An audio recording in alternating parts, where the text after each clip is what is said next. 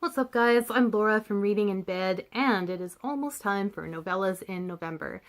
This is an event that's been running for the past 5 years, if you can believe it. And you probably can't, because if you're watching this from BookTube, you're probably like, what the heck is Novellas in November? Because it's mostly lived in book blog land for the past for 5 years, and it's sort of making the leap this year. Now, I have made the odd video about it over the years, but really this year it's getting some traction.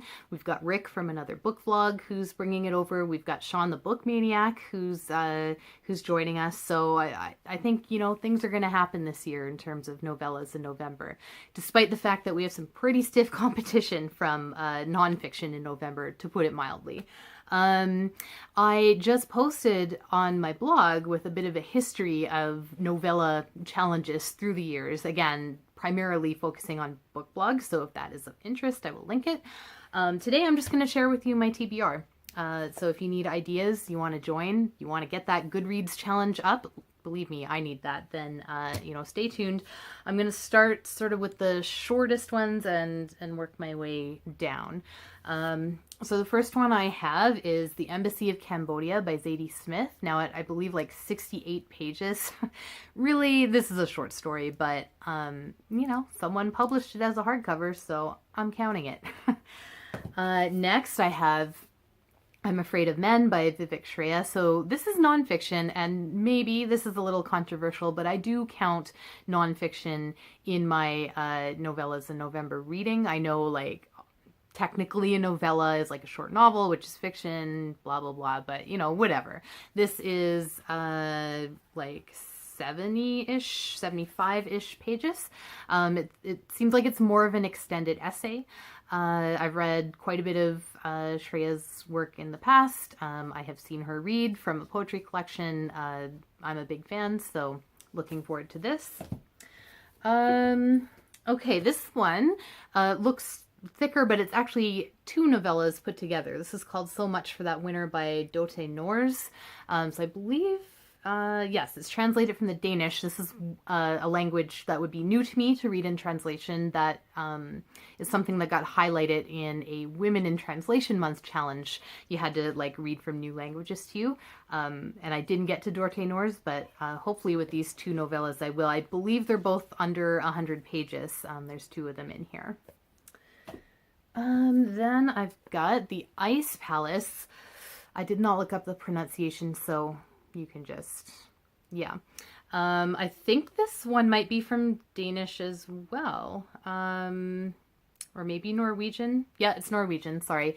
This made the rounds on BookTube with a different cover. I think it was like a Penguins Classic cover that was quite beautiful, so I was a little meh when I picked this one up from the library. It's, kind of lackluster, but it's supposed to be very good. I don't really know what it's about, just that I've heard good things. This is another non-fiction entry. This is The Diving Bell and the Butterfly by Jean-Dominique Bauby, but I can only think of him as Jean Do because I've seen the movie, and that's how he's known, to people who know him. So this is a true story of a man who suffered a stroke and then had locked-in syndrome, which is one of my absolute biggest fears. So watching the movie devastated me. I'm sure that reading this will devastate me as well. Jean Do dictated this book to his caregiver by blinking his left eye. I believe that was the only part of his body that he was able to move.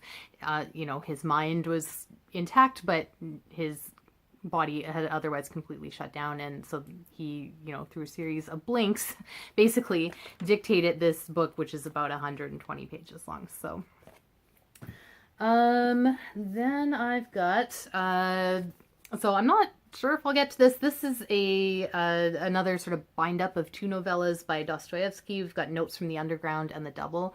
I've already read The Double, so if I pick this up, it'll be for Notes from the Underground. I tried the first few pages, and yeah, it is quite delightfully nihilistic. It's Dostoevsky, so yeah, I think this one is coming in at around 120 pages as well. And just two more to go. The Guest Cat. So this is another one that made the rounds on BookTube under a different cover. I mean, this cover's kind of cute too, but the one that made the rounds on BookTube was even cuter. Yeah, this one's still cute, and it's a very like pocket-sized little book. The reviews of it are quite mixed. I've actually heard like some pretty negative things, but I thought, well, you know, whatever, I'll try it. And then finally, this is another Dorte Noor's book. This is Mirror Shoulder Signal. I know a little bit about this one in that the main character is someone who's afraid of driving and has to learn to drive as an adult, so already I relate to it.